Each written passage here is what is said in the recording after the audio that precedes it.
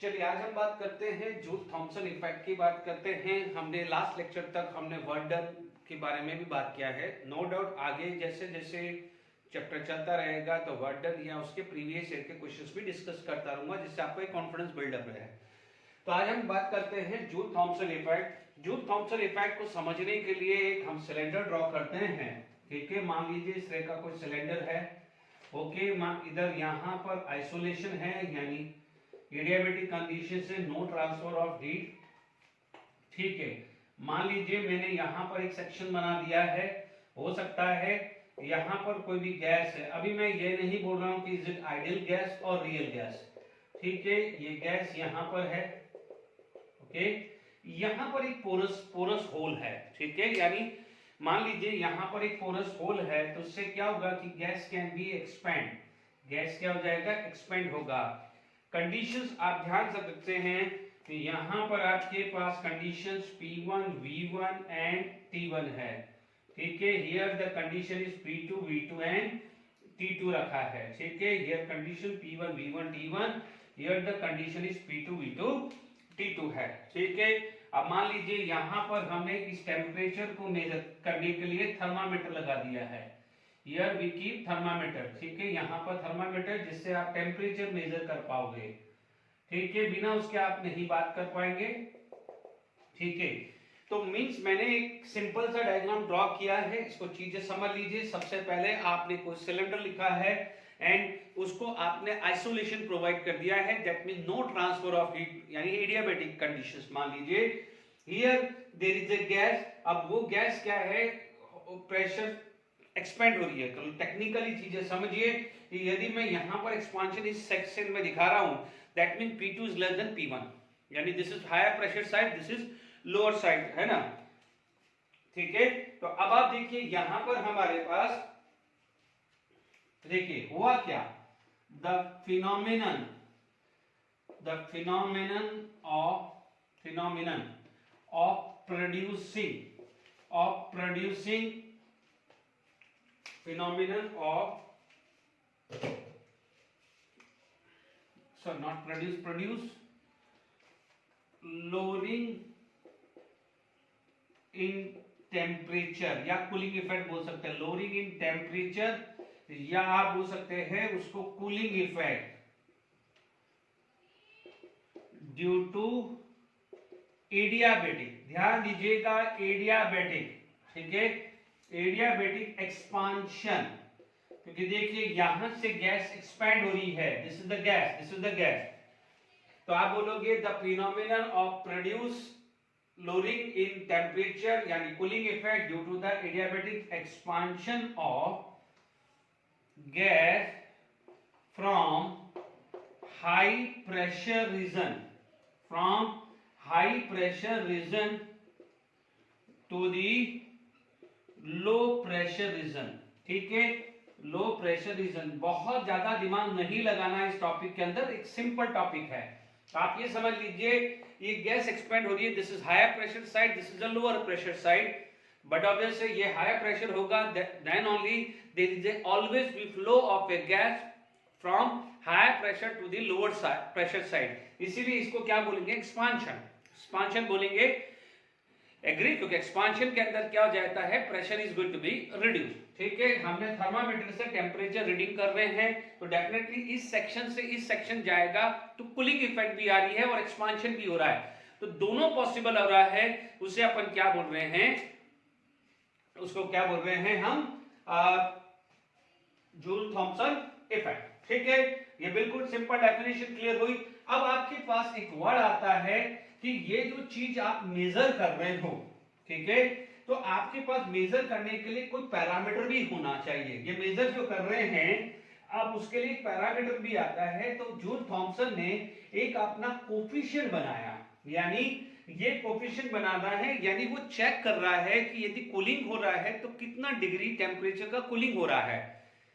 ठीक है, यानी मान लीजिए x अमाउंट का प्रेशर चेंज हुआ है, तो मान लीजिए y अमाउंट का टेम्परेचर लोअर डाउन हुआ है। तो इस तरह से कंपैरिजन किया जा रहा है, उसे बोला जा रहा है जूल थॉम्सन कोफिशिएंट बोला जा रहा है। Is it clear? Okay, joule Thompson coefficient है ना, उसे उसे रिप्रेजेंट करते हैं म्यू जे टी। ठीक है, कई जगह म्यू भी लिखा होता है, J for Joule, T for Thomson. ठीक है, आप बोलोगे, इसे बोलेंगे it is the degree of change in temperature, degree of change in temperature with respect to change in pressure due to adiabatic expansion, due to adiabatic expansion। बहुत tough definition नहीं लिखी है मैंने, सिंपल डेफिनेशन लिखी है। It is the degree of change in temperature with respect to change in pressure due to adiabatic expansion. इसका जो आता है रिप्रेजेंटेशन म्यू जे टी है ना, it is equal to d T by d P. अच्छा, अब आप ध्यान से समझ लीजिए, यहां पर एडियाबेटिक लिखा है तो यहां पर जो कंडीशंस आएगी, मैंने वहां नहीं लिखा है तो आप लिख दीजिएगा। पहले कंडीशन हुआ क्या, एडियाबेटिक यानी Q इक्वल टू 0 है, Q इक्वल टू 0 है। तो अब आप समझ लीजिए, इस यहां पर क्या होता है, डेल्टा H भी 0 होता है, एंथैल्पी भी 0 होता है, यानी आप इसको क्या बोलोगे, heat remain constant, heat remain constant. तो आप बोलोगे एंथैल्पी रिमेन कांस्टेंट। कई बार इस टाइप का क्वेश्चंस भी आ सकता है, यदि इसका प्रूफ चाहिए तो मैं प्रूफ भी दे दूंगा कि भाई why the enthalpy is constant, क्योंकि आप जानते हैं कि डेल्टा यू, ये प्रूफ मैं लीजिए मैं दे रहा हूं कि delta U is equal to Q plus है ना डेल्टा पीवी। ठीक है, हम लोग पढ़ते हैं डेल्टा पीवी यानी वर्डन पीवी पढ़ लिया, यहां पर क्यू 0 आ गया है तो delta U is equal to delta PV. ठीक है, तो डेल्टा यू होता है u2 माइनस u1, तो ये आ जाएगा p2 v2 minus p1 v1, तो ये आ जाएगा u2 minus p2 v2 minus u1 minus, ठीक है सॉरी है ना, तो ये आ जाएगा माइनस डेल्टा पीवी। मैंने यहां पर माइनस साइन नहीं लगाया है, ये माइनस आ जाएगा, ये माइनस, तो ये क्या हो जाएगा प्लस, इधर चला जाएगा तो माइनस क्या हो जाएगा प्लस, और ये क्या हो जाएगा प्लस इक्वल टू 0।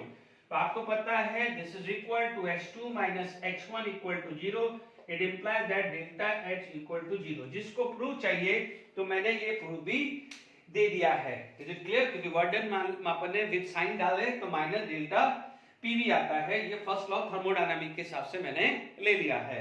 ठीक है, क्योंकि अपन क्या करते हैं, वर्डन पीवी लेते हैं। ठीक है, तो मैंने यहां पर इसको प्रूफ चाहिए तो ले दीजिए, अदरवाइज कोई बात नहीं, आप ये समझ लीजिएगा। तो यहां पर क्या होता है कि दिस इज H, ठीक है, कैपिटल H लिखते हैं, this is the represent, that means enthalpy remain constant. ठीक है, तो this is the representations for Joule Thomson coefficient. ठीक है, आपको समझ में आ गया होगा। ओके, तो आई होप ये भी क्लियर हो गया होगा। ओके, तो Q इक्वल टू 0 भी समझ में आ गया है, एडियाबेटिक है तो एंथैल्पी भी कांस्टेंट है। कई बार आपसे कुछ क्वेश्चन पूछा जा सकता है। अब आप देखिए यहां पर आपके पास जो जानने लायक है और जिसपे जेडब्ल्यू एडवांस में मोस्टली क्वेश्चन पूछ सकता है, मान लीजिए आपके पास आइडियल गैस है, तो आइडियल गैस के अंदर क्या होता है, म्यू जेटी जो होता है वो 0 होता है। रियल गैस हुआ तो अब आप देखिए समझिएगा, जब एक्सपांशन हुआ, देखो म्यू जेटी इज 0, क्योंकि आपको पता है आइडियल गैस में attraction is equal to repulsion होता है, तो for ideal gas mu JT 0 होगा, पूछा जा सकता है। Is it clear to all of you, ideal gas के लिए। अब आप देखिए यहां पर आपके पास रियल गैस यानी जिसके लिए आप ये बात कर रहे हो, तो आपको पता है डेल्टा पी क्या होगा, नेगेटिव, डेल्टा पी क्या हो जाएगा, क्या हो जाएगा, नेगेटिव होगा, क्योंकि कूलिंग इफेक्ट हुआ, तो यहां पर भी क्या हो जाएगा, डेल्टा पी क्या होगा, नेगेटिव हुआ है। Is it clear to all of you, okay, delta P क्या हुआ है, नेगेटिव। ठीक है, तो म्यू जेटी 0 आ गया है। मैं भी आपको उसको एक अलग से टेबल भी बना दूंगा, क्योंकि आप देखते हैं यहां पर आप सबसे पहले देखेंगे कि मान लीजिए डेल्टा पी की बात करें तो डेल्टा पी या डेल्टा टी, यहां पर आप देखेंगे तो डेल्टा पी डेल्टा टी की बात करें तो डेफिनेटली यहाँ नेगेटिव आ गया, यहाँ भी नेगेटिव आ गया, बट यहाँ पर जीरो आता है, यहाँ पर क्या होता है जीरो, इसलिए जीरो बाय नेगेटिव क्या हो जाएगा, म्यू जीटी जीरो आ जाता है फॉर आइडियल गैस। ठीक है, फॉर रियल गैस क्या हो जाएगा, ये भी नेगेटिव आया। क्यों नेगेटिव आया, क्यों, क्योंकि कूलिंग हो रही है, कूलिंग का मतलब फाइनल टेम्परेचर लोअर हुआ है, तो यहाँ पर म्यू जेटी क्या आता है, पॉजिटिव आता है। ठीक है, हाइड्रोजन और हीलियम का याद करिए, हाइड्रोजन और हीलियम के अंदर हमने van der Waals gas equations में पढ़ा था, it always give the positive deviation, z की वैल्यू ऑलवेज ग्रेटर देन 1 आती है। ठीक है, तो यहाँ पर ये आ जाएगा पॉजिटिव। ठीक है, तो यहाँ पर म्यू जेटी क्या होता है, नेगेटिव। ध्यान दीजिएगा, तो आप यहां पर आप नोट कर लीजिएगा। ठीक है, ये आपके पास म्यू जेटी आ गया है, तो सिमिलरली मैंने यहां पर आपको समझा दिया है, ये पूछा जा सकता है कि mu jetty for ideal gas zero, mu jetty for any gas positive होगा क्योंकि इसके अंदर कूलिंग इफेक्ट हो रहा है। एक्सेप्शन होता है हाइड्रोजन हीलियम में, वो हमेशा क्या हो जाता है, it always give heating effect, it always give heating effect. तो आप चाहो तो वहां पर, जैसे यहां पर एंड में यहां पर आप लिख सकते हो, मैं ये लिख सकता हूं कि यहां पर क्या है, इफेक्ट की बात करें तो नो इफेक्ट हुआ, यहां पर क्या होता है, कूलिंग इफेक्ट होता है, यहां पर क्या हो जाता है, हीटिंग इफेक्ट होता है।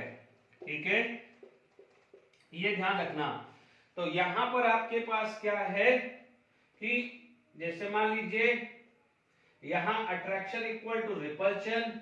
ठीक है, अट्रैक्शन इक्वल टू रिपल्शन, यहां अट्रैक्शन ग्रेटर देन रिपल्शन, यहां अट्रैक्शन लेस देन रिपल्शन, क्योंकि यहां पर mu JT less than zero है, यहां पर mu JT greater than zero है, तो यहां पर attraction is dominated over repulsion, इसीलिए तो डेविएशन आता है। यहां पर क्या है, attraction is less than repulsion. ठीक है, वो भी मैं प्रूव करना चाहूं तो मैं प्रूव कर दूंगा।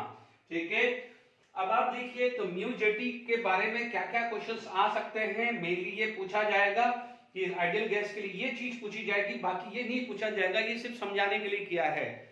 Mu JT zero for ideal gas, तो आइडियल गैस में किसी भी तरह का कोई इफेक्ट नहीं आता, रीजन होता है attraction is balanced bye repulsion. Real gas, क्योंकि जूल थॉमसन निकाल किसके लिए हैं, रियल गैस के लिए निकाल रहे हैं ना, तो वहां पर कूलिंग इफेक्ट हुआ, इसलिए delta T negative, delta P तो नेगेटिव ही है क्योंकि हाई प्रेशर से लो प्रेशर जा रहे हैं, तो डेल्टा पी नेगेटिव ही आएगा, तो नेगेटिव नेगेटिव क्या बन जाएगा, पॉजिटिव। एक्सेप्शन है hydrogen helium, it can give heating effect, it can give heating effect, इसलिए वहां म्यू जेटी जीरो है, तो ये पूछा जा सकता है। Is it clear to all of you. अब आप देखिए जूल थॉमसन कोफिशिएंट के अंदर ही हम आप बात करते हैं, तो एक्सपेरिमेंटली जो वैल्यू दी जाती है, जो एक्सपेरिमेंटली म्यू जेटी की जो वैल्यू दी जाती है, वो दी जाती है कि mu JT is equal to 1 upon CP. ध्यान दीजिएगा, मोलार हीट कैपेसिटी है। What is this, CP is a molar heat capacity, molar heat capacity at constant pressure, at constant pressure. ठीक है, तो इट इज इक्वल टू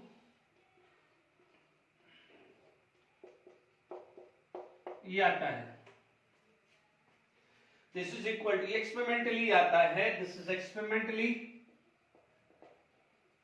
ठीक है, अब आप देखिए एक चीज है, याद करिए अभी हमने पढ़ा था एक केस 1, यदि मैं केस 1 पढ़ूं तो अभी हमने पढ़ा था mu JT is equal to zero.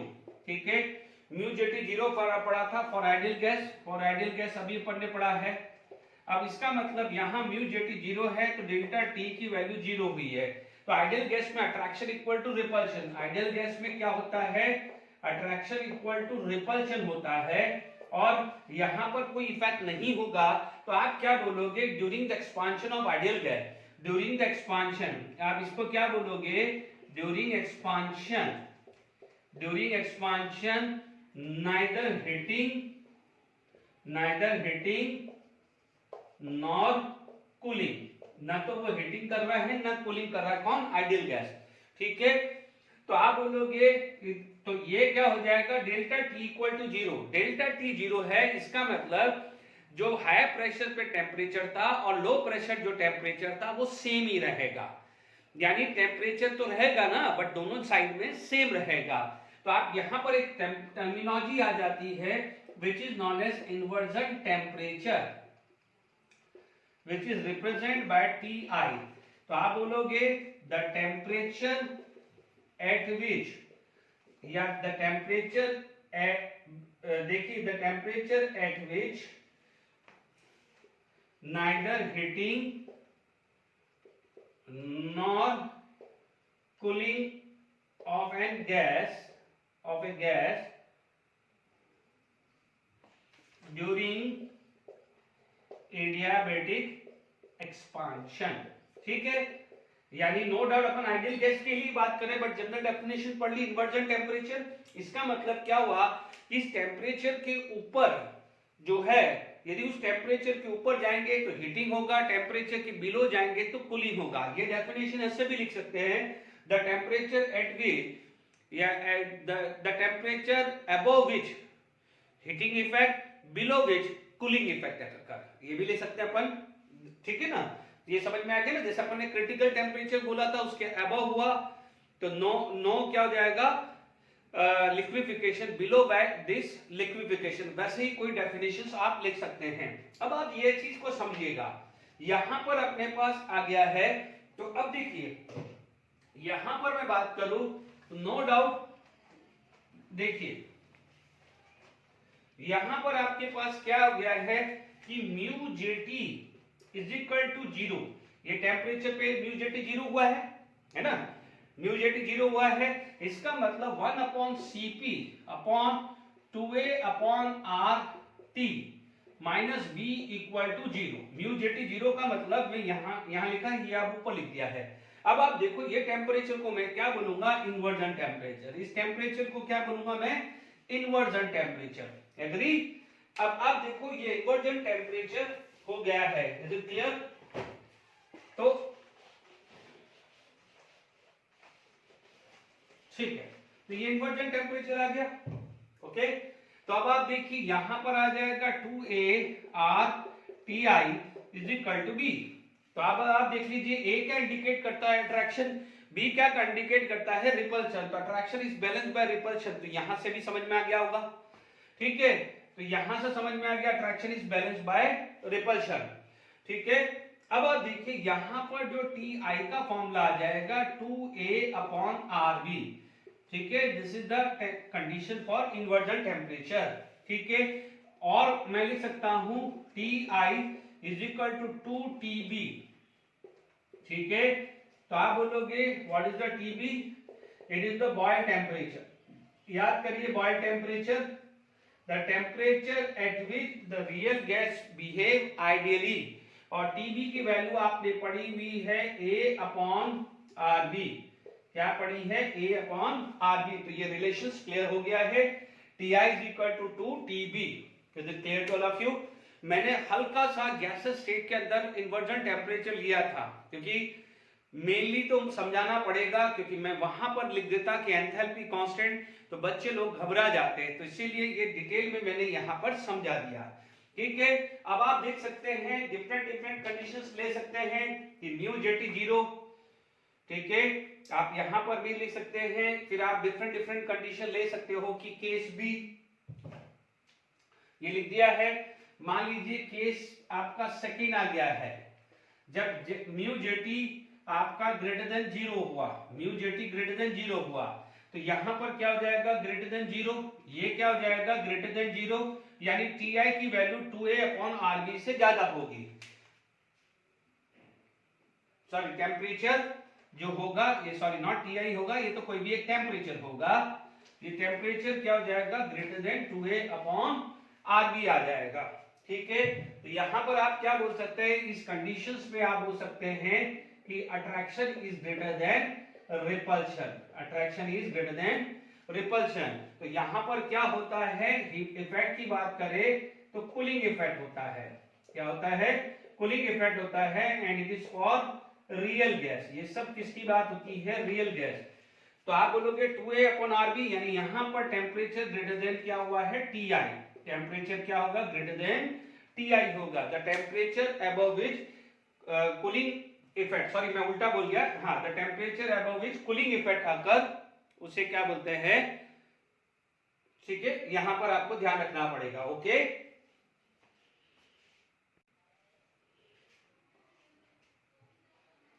देखिए गलती मैंने यहां पर क्या कर दी, देखिए यहां पर देखिए मैंने क्या गलत कर दिया है, तो वही सोच यहां पर ये क्या होगा, टी इधर जाएगा तो 2a अपॉन RB, ये टी आएगा, ठीक है।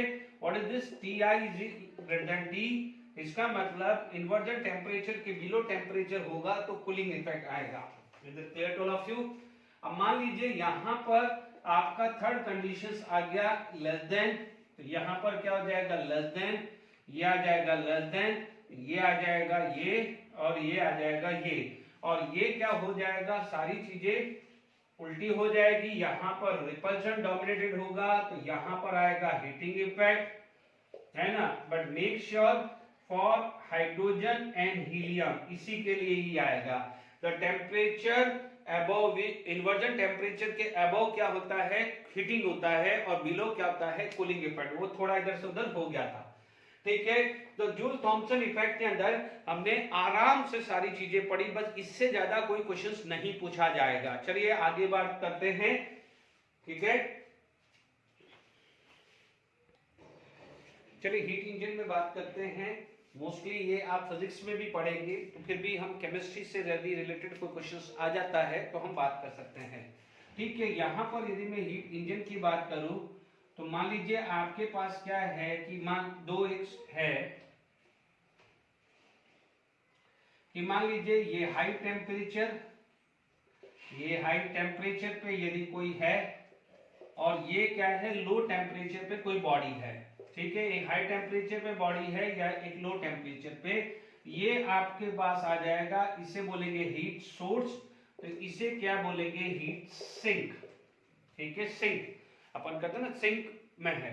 मान लीजिए यहां से आया, ये गया है इंजन को गया है, ठीक है। यहां पर वर्क डन हुआ है, ठीक है। वर्क मान लीजिए यहां पर हुआ है नॉट लेस देन 0, मतलब कोई ना कोई वर्क हुआ है, और ये इंजन को आया है, और उसने क्या है, वापस से जो रिमेनिंग है अमाउंट ऑफ एनर्जी है वो लॉस कर दी। यहां पर मान लीजिए इसको मैंने QH ले लिया, तो ये QL ले लिया, H for high temperature and L for low temperature. इसका मतलब दिस अमाउंट की हीट आई और उसने कुछ वर्क किया, ठीक है ना, और यहां से उसने जो भी रिमेनिंग एनर्जी है वो वापस दे दी है, तो वो क्या काउंट होगा, हीट टू दी सिंक, ठीक है।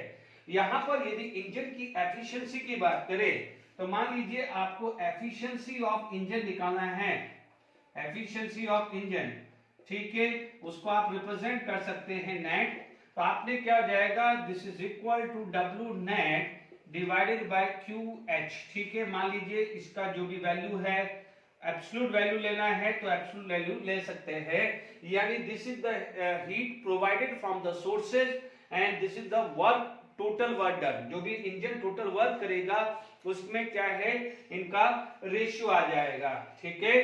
तो यानी आप वर्क ऐसा भी ले सकते हैं कि वर्क नेट ये भी आ सकता है equal to QH minus QL, work net क्या होता है, QH माइनस QL, ठीक है।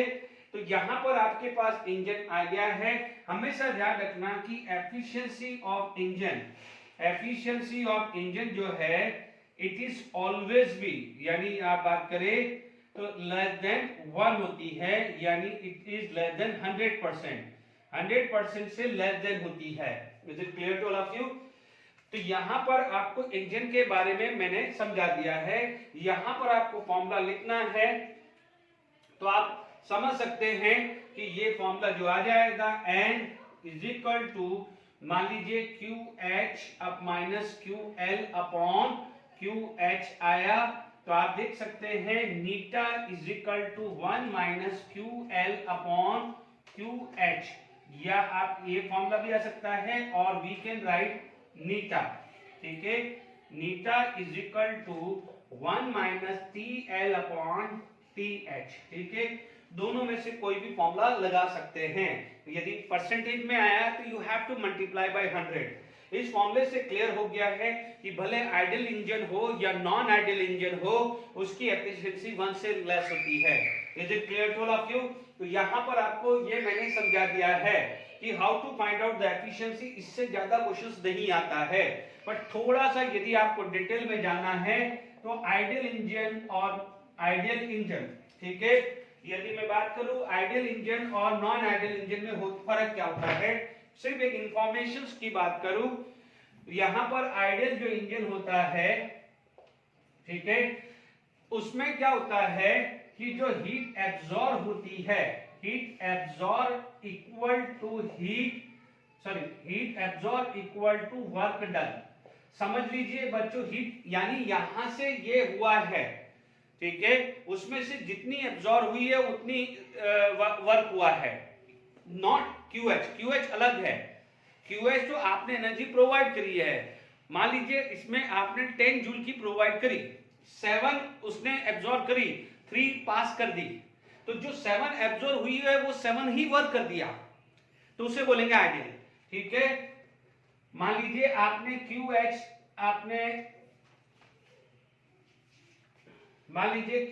है, आपने मान लीजिए ये 10 जूल दी, मान लीजिए Q एब्जॉर्ब मान लीजिए 60, आपने वर्डन 6 का किया तो वो बन जाएगा आइडियल, ठीक है। देखो ये सब में है, ये भले आइडियल है या नॉन आइडियल में, मान लीजिए 10 आई तो 4 रिलीज हो गई, वो सब में है, बट ये नॉन आइडियल में क्या होता है, नॉन आइडियल इंजन में क्या होता है कि जो हीट एब्जॉर्ब होती है उससे जो वर्क होता है वो लेस होता है, लेस देन वर्क डन। इसका मतलब मान लीजिए 10 आया, 6 हुई, मान लीजिए एब्जॉर्ब 6 जूल हुई और वर्क डन मान लीजिए 4 जूल का ही हुआ, ठीक है। आपने जो सोर्स से 10 जूल आई, 6 एब्जॉर्ब हुई, 6 का 6 ही वर्क हुआ तो उसे बोलेंगे आइडियल इंजन, बट 6 एब्जॉर्ब में से 4 ही वर्क हुआ तो उसे बोलेंगे नॉन आइडियल। बस इतना ही फर्क है, बाकी दोनों में दिख रहा है, भले वो आइडियल हो या नॉन आइडियल, उसमें एफिशिएंसी हमेशा लेस देन 1 आ जाती है। This is the formula to find out the efficiency. चलिए इसी तरह का आगे आप बात करते हैं कार्नोट इंजन, जिसपे क्वेश्चंस बन सकते हैं, ठीक है। कार्नोट इंजन के अंदर भी ये बात कर लेते हैं फटाफट से। कार्नोट इंजन के अंदर देखिएगा, ढंग से समझिएगा, मैं करा चुका हूं तो उसी हिसाब से बात करूंगा। पीवी, यदि प्रेशर वॉल्यूम का यदि मैं ग्राफ लेता हूं तो आप देख सकते हैं, हमने आइसोथर्मल और एडियाबैटिक के बारे में बात कर चुके हैं कि मान लीजिए ये आइसोथर्मल है तो this is for adiabatic, this is for this, ठीक है। मान लीजिए मैंने यहां से बनाया ये A, ये B, ठीक है।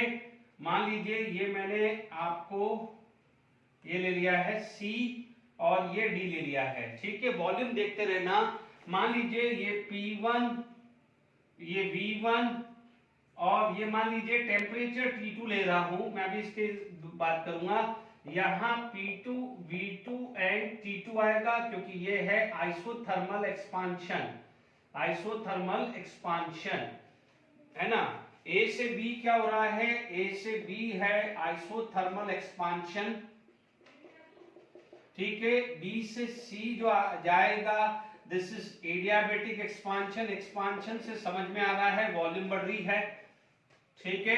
अब मैं C से D आ रहा हूं तो C से D जो आ रहा है this is known as isothermal compression, है ना, आइसोथर्मल कंप्रेशन। और D से A आ रहा है उसे बोल रहे हैं एडियाबैटिक कंप्रेशन, ठीक है, क्योंकि वॉल्यूम आ रहा है। ध्यान रखना है ये आएगा P3 V3 और T1 टेम्परेचर है तो यहां पर D पे आएगा P4 V4 एंड T1, ध्यान रखना है, ओके।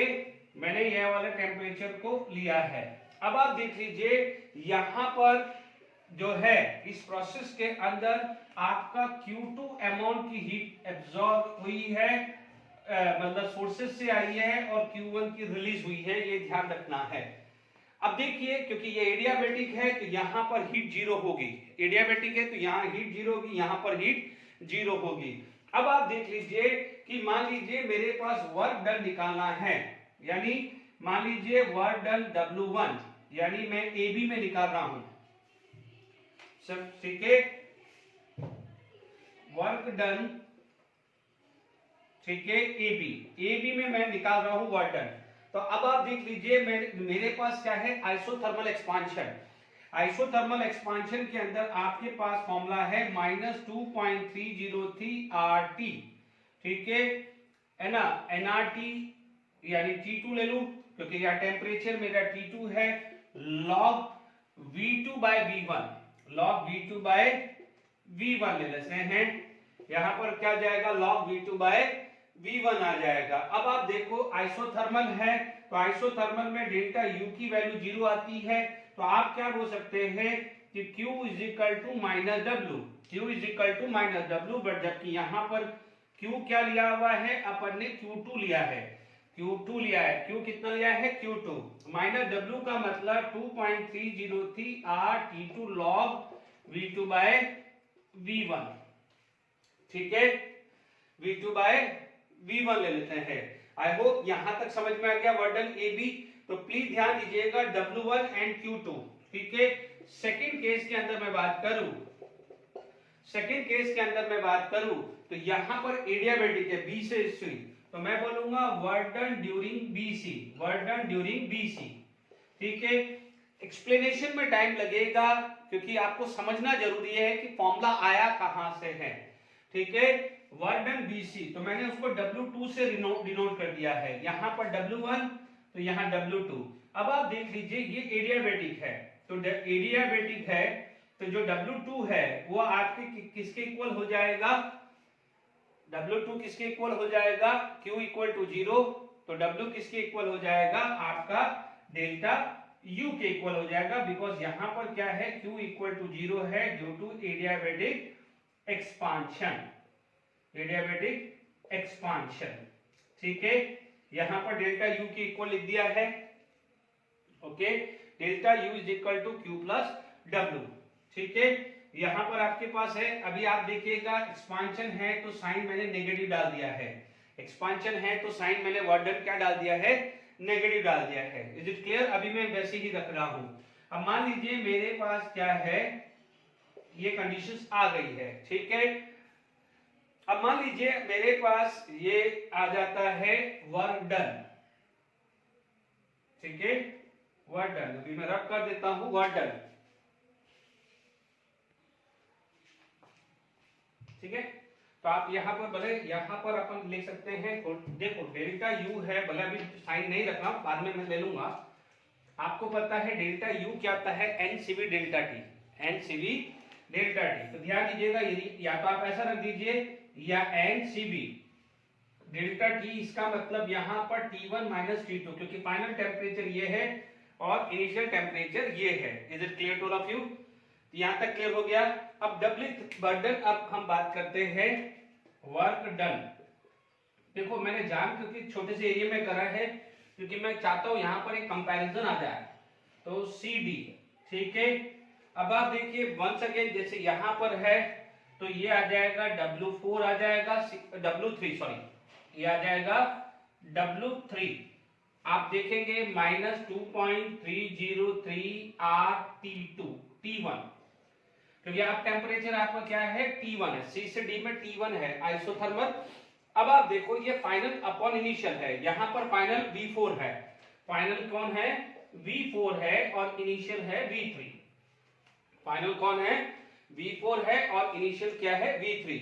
आपको पता है यहां पर डेल्टा U 0 होगा आइसोथर्मल में, तो यहां पर क्या हो जाएगा, ये Q1, तो मैं डायरेक्टली लिख देता हूं Q1, जगह नहीं है तो Q1 is equal to minus W, तो ये क्या हो जाएगा 2.303 RT1 log V4 bye V3, ठीक है।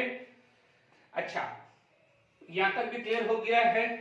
अब आपके पास सिमिलरली यदि हम बात करें कार्नोट इंजन के अंदर, आप बात करें नेक्स्ट जो आ जाता है फोर्थ पार्ट, तो प्लीज ध्यान दीजिएगा ये log V4 बाय V3 है, बस इतना क्या है, Q is equal to minus W, तो Q1 क्या हो जाएगा, Q1 आ जाएगा माइनस W3, ठीक है ना, इतना ध्यान रखिएगा, माइनस साइन सप्लाई कर दीजिए।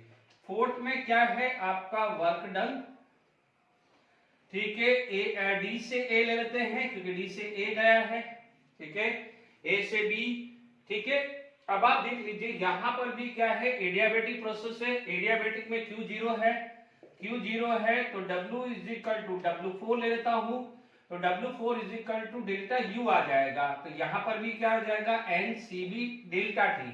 अब आप देखो फाइनल T2 है क्योंकि D से A जा रहा है तो T2 माइनस T1 है, T2 माइनस T1 है।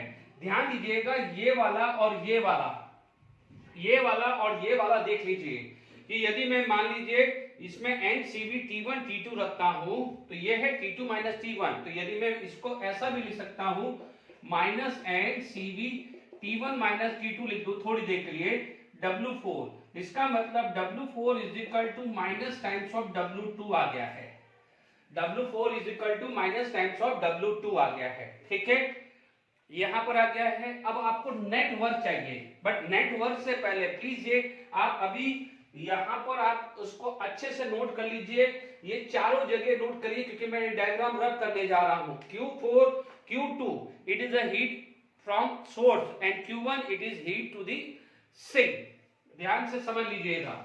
यहां पर आपके पास यदि बात करें तो इससे पहले मैं जरा एक बात कर लेता हूं, आपको पता है कि ये जो है, सॉरी यहां पर मैंने रब कर दिया था, मान लीजिए मेरे पास ये था, वापस से मैं ले रहा हूं, यहां मेरे पास क्या था V4 था, ये V2 सॉरी ये V1 था, ये V2 था, V3 और ये V4 था, यहाँ T2 था, यहाँ T2 था, यहाँ T1 और ये T1 था। सिर्फ ये चार कंडीशन ध्यान रखिएगा। यहां पर आपका एडियाबेटिक है, this is adiabatic, this is adiabatic, ठीक है, एडियाबेटिक है क्योंकि मुझे टेम्परेचर चाहिए। एडियाबेटिक में आप देखेंगे तो मान लीजिए मेरे पास ये A B C और D है, तो मान लीजिए BC में एडियाबेटिक है, एडियाबेटिक की कंडीशंस क्या होती थी कि आपने पढ़ा है कि VT gamma minus 1 equal to constant, ठीक है, VT gamma minus constant equal, ठीक है, यहां पर ये भी होता था, ठीक है, गलत हो रहा है, ये उल्टा लिख दिया मैंने, क्या होगा आपके पास TV गामा माइनस 1 कांस्टेंट, ठीक है। अब आप देख लीजिए यहां पर V2 V3 है, तो प्लीज ध्यान दीजिएगा, सबसे पहले V2 T2 gamma minus 1 equal to, यदि यहां पर आप देखोगे V3 T1 गामा माइनस 1, ठीक है, यह आया एक रिलेशन, इससे आपको क्या मिल जाएगा V2 by V3, V2 by V3 equal to T1 by T2 gamma minus 1, ये रिलेशन आ गया B से C में। अब आप देखिए यहां पर प्लीज थोड़ा सा ध्यान दीजिएगा, इसलिए मैं रब नहीं कर रहा हूं क्योंकि मुझे यहां पर साइन इन दोनों में रिलेशन चाहिए, ये वाले में। अब देखिए यहां पर मेरे पास ये वाली सिचुएशन में देखें तो V4 T1 gamma minus 1 equal to V1 T2 gamma minus 1, मुझे चाहिए T1 बाय T2, तो T1 by T2 gamma minus 1 equal to V4 by V1, sorry V1 by V2, it is V1 by V4, V1 by V4 हुआ। अब आप देखो मैं लिखता हूं फ्रॉम फर्स्ट एंड सेकेंड, यदि मैं फर्स्ट और सेकेंड में देखो T1 बाय T2 तो ये आ जाएगा V2 by V3 is equal to V1 by V4, V2 is equal to V3 by V1 by V4, या V2 by V1 is equal to V3 by V4, ये relation आ जाएगा V2 by V1 equal to V3 by V4, ठीक है। अब आप देख लीजिए आपके पास V2 बाय V1 चाहिए। अब आप देखेंगे यहां पर आपके पास रिलेशन है, इसके नीचे एक जगह लिख सकते हैं। अब सुनिए, आप यहां के नीचे लिखना है जब ये रिलेशन आ जाए, तो देखिए मैं यहां पर जो वर्क डन है इस वर्क डन को V3 माइनस 2.303 RT1 लॉग, अब V4 by V3 यानी उल्टा, तो V4 by V3 आ जाएगा V1 by V2, V1 by V2 क्या आ जाएगा V1 by V2। या मैं काम करूं, मुझे V2 by V1 चाहिए, सपोज मान लीजिए V2 by V1 चाहिए, तो V2 by V1 यानी V3 by V4। तो V3 by V4 करने के लिए माइनस का क्या हो जाएगा, यदि ये प्लस कर दूं, ये प्लस कर दूं तो मेरा ये आ जाएगा V3 और ये क्या आ जाएगा V4। यदि मैं रिवर्स कर दूं तो मेरा साइन चेंज हो जाएगा, ठीक है। तो बट आपको वैसे करना है, जो भी है क्यू के बाद करना है, इसी में मत करिए या इसको अलग से लिख दीजिएगा। तो V3 by V4 क्या आ जाएगा मेरा, यहां पर आ जाएगा V2 और ये आ जाएगा V1, बट ये साइन आ जाएगा प्लस। तो ध्यान रखना है प्लस है, इज इट क्लियर? यहां पर साइन प्लस रखना है, ओके। अब देखिए आपके पास ये क्लियर हो गया, आपके पास वर्क नेट चाहिए।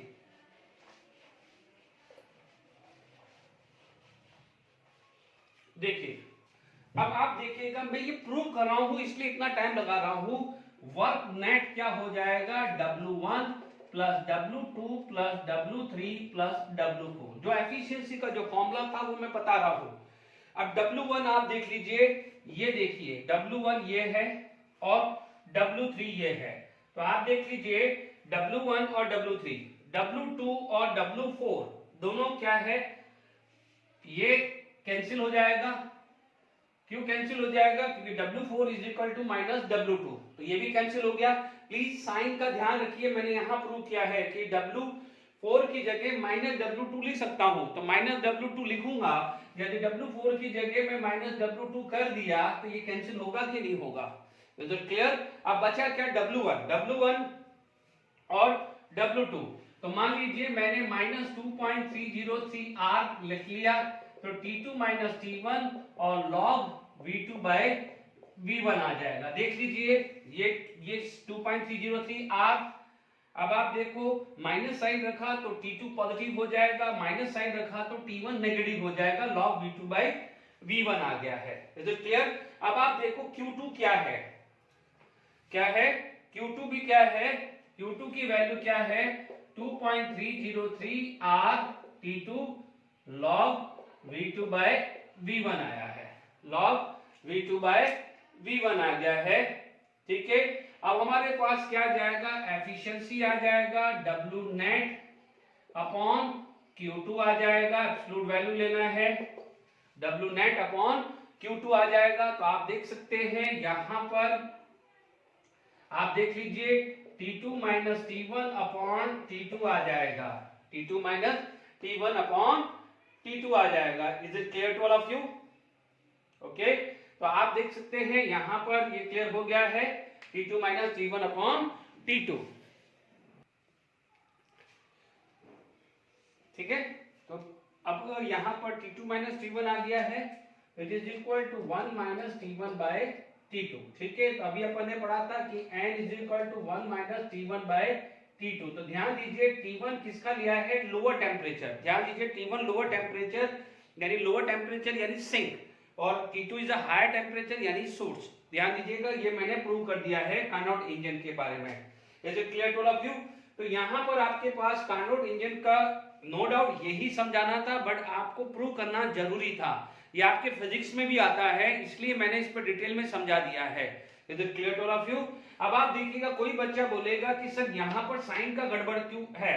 आप एक टेक्निकली सोचिए कि मान लीजिए ये माइनस साइन को आप लेते हैं T1 minus T2 upon T2 लेते हैं, टेक्निकली आप करने की कोशिश करते हैं, ये मॉडुलस वैल्यू नहीं लेते। तो आप लिख लीजिए T1 बाय T2 माइनस 1। तो आप एक सिंपल समझ लीजिए, डेफिनेटली ये लोअर टेम्परेचर, ये हायर टेम्परेचर है, तो लो माइनस 1, तो डेफिनेटली नीटा की वैल्यू क्या आ जाएगी, नेगेटिव आ जाती है। तो क्या एफिशिएंसी को नेगेटिव आती है, तो इस चीज को टेक्निकली चीजें समझिएगा, ठीक है।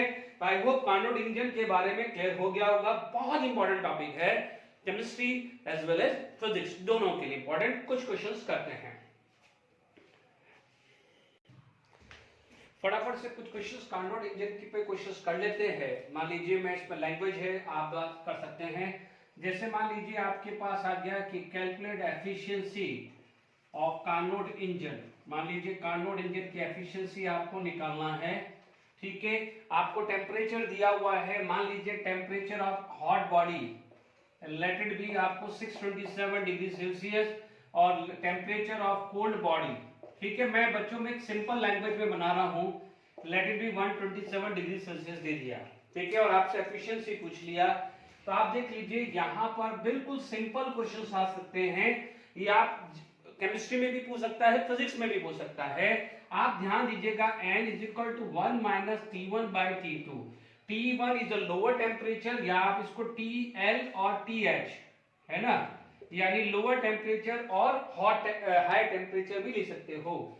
627 यानी 627 273 यहाँ पर आ गया है 900 केल्विन, सॉरी 900 केल्विन आ गया है, ठीक है, 900 केल्विन, यहाँ 270 ऐड हुआ है तो ये लगभग आ गया है 400 kelvin.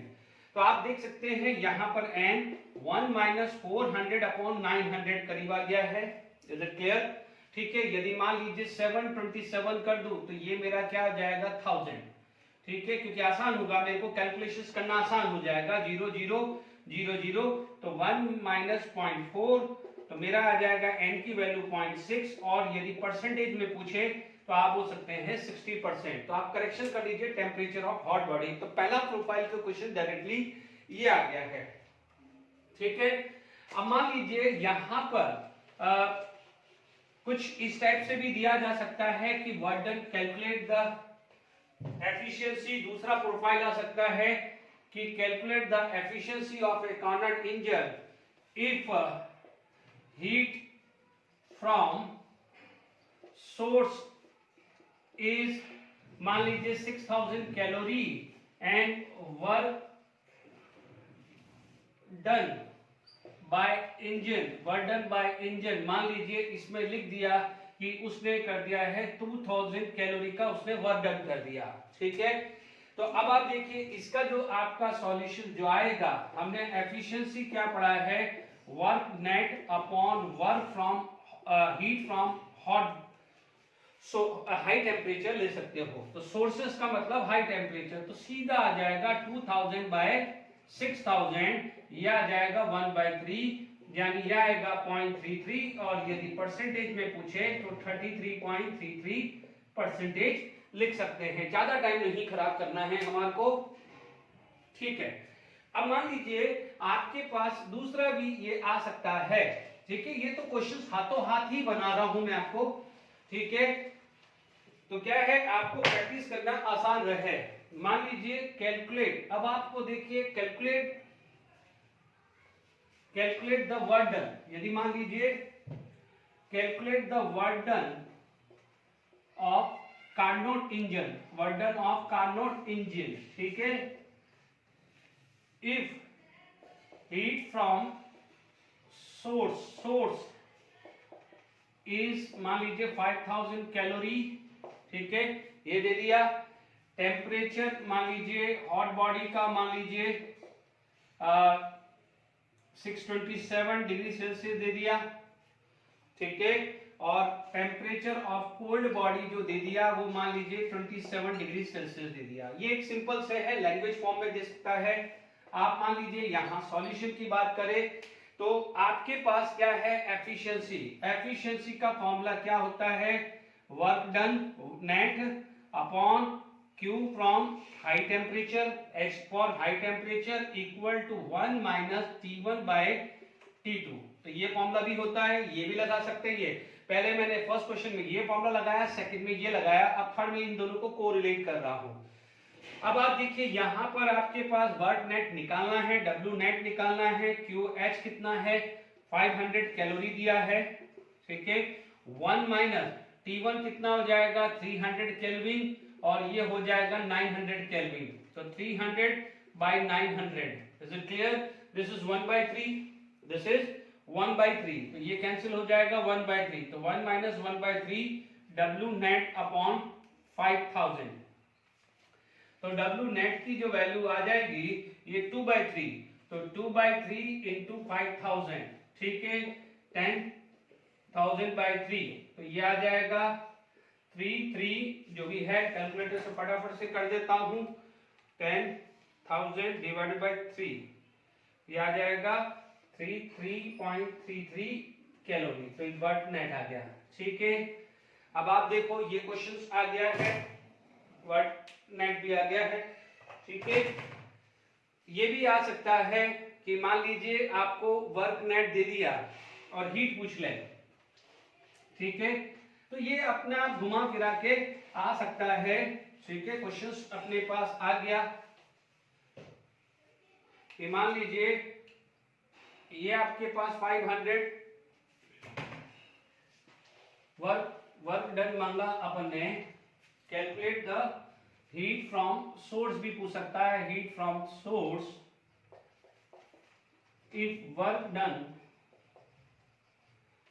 Done by engine is, मान लीजिए 2000 calorie and if its efficiency is 60% efficiency, कुछ भी घुमा सकता है। तो आप देख सकते हैं solution this work net upon QH है ना, ये ले लिया वर्क नेट अपॉन QH आ गया। ओके,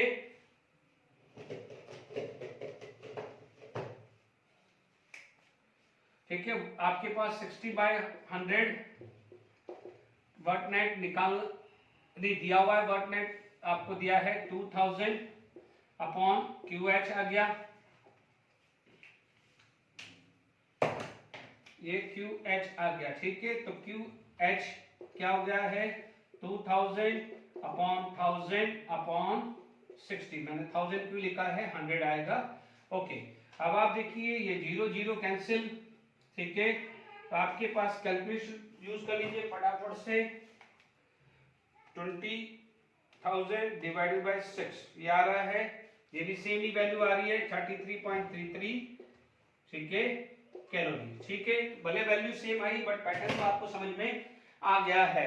ठीक है, आपको आई होप यहां तक समझ में आ गया होगा। ठीक है, लास्ट क्वेश्चंस कंप्लीट करके फिर ये लेक्चर को हम वाइंड अप करते हैं। Is it clear to all of you?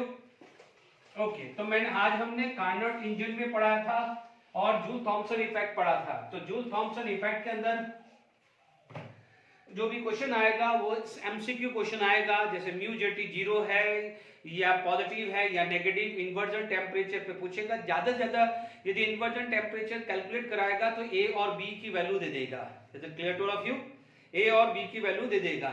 यदि इन्वर्जन टेम्परेचर पे आपसे पूछा जाए तो 2a अपॉन RB, ए और बी की वैल्यू दे देगा, आर की वैल्यू पता है तो इन्वर्जन टेम्परेचर कैलकुलेट करा सकता है। बाकी बहुत ज्यादा उसमें से क्वेश्चन नहीं, मोस्ट कार्नोट इंजन में से पूछे जाते हैं जो मैं डिस्कस कर रहा हूं। मान लीजिए आपके पास क्वेश्चन जो भी आ जाए कि टेम्परेचर, मान लीजिए पूछा जाए कि मान लीजिए आपके पास आया है कि इफ टेम्परेचर कोल्ड का मान लीजिए 127 डिग्री सेल्सियस है और उस समय जो एफिशिएंसी है लेट इट बी 0.5 है। ठीक है, तो नो डाउट यहां पर आपके पास क्वेश्चन आ जाएगा कि what is the temperature of hot body, but यहां पर आपको वापस से टेम्परेचर ऑफ कोल्ड बॉडी ही पूछ रहा है सेकंड कंडीशन में। और यानी अब आप देख रहा है कि एफिशिएंसी 7.7 दिया है, यहां पर बोलेगा कि what is the temperature of A cold body if the efficiency is 0.7। ठीक है, यानी ठीक है, तो आप ध्यान से समझ लीजिए, यहां पर बहुत सिंपल सॉल्यूशन है। आपको पता है कि n-1 upon T1 by T2, इसका मतलब T2 जो दोनों केस में है, T2 दोनों केस में सेम ही है, T2 दोनों केस में सेम ही है क्योंकि कोल्ड बॉडी का ही निकलवाना है ना। तो अब आप देख लीजिए, इसको ऐसे काम कर सकते हो कि जैसे पहला केस है, पहला केस हुआ तो 0.5 इक्वल टू 1 माइनस 127 को आप लिख सकते हैं 400 केल्विन, 127 डिग्री सेल्सियस को आप क्या लिख सकते हैं 400 केल्विन लिख सकते हैं। Is it clear? और दूसरा केस आपके पास क्या आ जाएगा कि 0.7 इक्वल टू 1, या तो फिर यहां पर आप देख लीजिए, इस देखिए T2 निकाल लेते हैं पहले। ठीक है, तो ये कितना आ जाएगा 0.5, T2 कितना आ जाएगा ये आप देख सकते हैं कि 400 by T2 is equal to 0.5, it implies that T2 is equal to 800 Kelvin। ठीक है, आई होप यही आ रहा है। 273 डिग्री डन, 800 केल्विन आ गया है T2 टेम्परेचर। अब आप देखो यहां पर 1 minus temperature of cold body निकालना है and temperature of hot body कितना हुआ है 800 केल्विन। सेकंड केस में निकालना ना, टेम्परेचर ऑफ हॉट बॉडी कितना है 800 केल्विन। आप यहां पर करेंगे तो temperature of cold body is upon this equal to 0.3 आ जाएगा। तो ये आ जाएगा 800 इंटू 0.3, इसका मतलब आया है 240 केल्विन। कितना आया है 240 केल्विन। आई होप यहां पर आपको कार्नोट इंजन के मैंने जो जो पॉसिबल क्वेश्चन थे वो कराए थे, इससे ऊपर नहीं जाएगा। आज का लेक्चर बहुत इजी लेक्चर है, इस पे बहुत ज्यादा दिमाग नहीं लगाना है। नेक्स्ट लेक्चर में हम बात करेंगे। Okay, till then enjoy.